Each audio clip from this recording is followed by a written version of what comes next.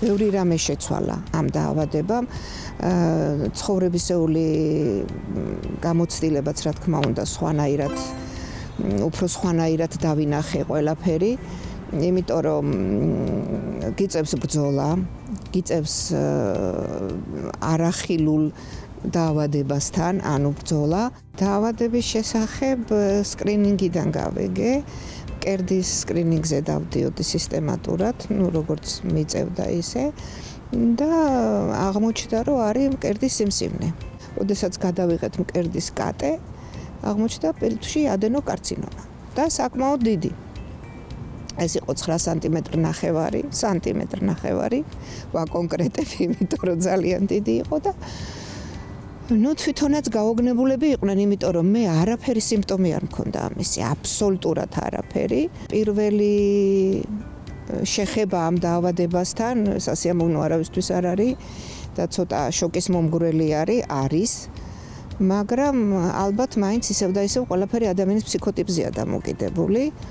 რაღაცა პერიოდი გჭირდება ადამიანს, რომ გაითავისო ეს, რასთანა გაქვს შეხება. ოჯახის წევრების და ახლობლების, რა თქმა უნდა, ცოტა რთული იყო მათთვის, მაგრამ ჩემი პიროვნებიდან გამომდინარე, ალბათ თვითონაც გაითავისეს და უფრო ადვილად აღიქვეს ეს ყველაფერი. გადავწყვიტეთ, რომ სასწრაფოდ გავგეკეთებინა ქიმია, პირველი ქიმია. ვიცოდი, რომ რთული იყო და საკმაოდ მომზადებულიც შევხვდი. იმიტომ რომ კიდე ერთხელ ვიტყვი, რომ ფსიქოტიპს დიდი მნიშვნელობა აქვს და დიდი მნიშვნელობა აქვს იმ ექიმების პროფესიონალიზმთან ერთად. ეს ექიმები არიან ფსიქოთერაპევტებიც, ბრწყინვალე ფსიქოთერაპევტები, იმიტომ რომ ისე განმაწყვეს აი ამ ქიმიოთერაპიისთვის, რომ ჩემთვის ეს ქიმიოთერაპიასთან შეხება ძალიან იოლი, ასე ვთქვათ, გამოდგა. თუმცა პირველი ქიმიოთერაპია საკმაოდ რთულად გადავიტანე. საკმაოდ რთული პროცესი იყო. ჩვენი ამოცანა იყო სტაბილიზაცია პროცესის, ანუ არ წასულიყო წინ და რაღაც მომენტში ესე რომ ვთქვათ, გასაგებიანით გაყინულიყო ეს. და აღმოუჩნდით იმის წინაშე, რომ დაიწყო კლება და მეორე კონტროლზე, რომელიც გაკეთდა, დაფიქსირდა სტაბილიზაცია. ანუ მკერდის საერთოდ აღარაფერი აღარ არის, საერთოდ სუფთა და ფილტვის ადენოკარცინომა სტაბილიზაციის პროცესშია. უკვე მესამეზე სტაბილიზაციაა.